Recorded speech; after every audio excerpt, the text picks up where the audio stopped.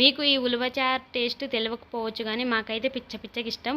ఎంత బాగుంటుందంటే టేస్ట్ మేమైతే కనీసం ఒక 2 రోజులన్నా కన్ఫామ్గా తింటాం, అంత టేస్టీగా ఉంటుంది. మరి ఏం లేదండి దీని ప్రాసెస్ అయితే, మనం ముందుగా ఒక 2 టేబుల్ స్పూన్ ఆయిల్ పోసేసుకొని తర్వాత పోపు దినుసులు, తర్వాత ఆనియన్స్ ఒక 2 కట్ చేసి వేసేసుకోవాలి.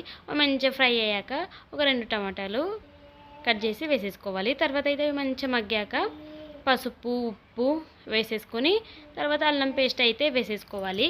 అల్లం పేస్ట్ పచ్చిన వాసన పోయేంత వరకు ఫ్రై చేసి తర్వాత అయితే కారం వేసేసుకోవాలి. కారం వేసాక అయితే ఒక నిమ్మ సైజ్ అంత చింతపండుని అయితే నానబెట్టాలి. తర్వాత రసాన్ని అయితే పోసేసుకోవాలి. తర్వాత ఉలవ చారుని అయితే పోసేసుకోవాలి. ఎంత టేస్టీగా ఎంత బాగుంటుందంటే టేస్ట్ అసలు మీరు ఒక్కసారి ట్రై చేసి చూడండి. సూపర్ టేస్ట్, వేడి వేడి అన్నంలోకి కలిపి తినాలి, వాహ్ అనాల్సిందే. ఓకే ఫ్రెండ్స్, వీడియో ఎలా అనిపించిందో కామెంట్ చేయండి. బాయ్.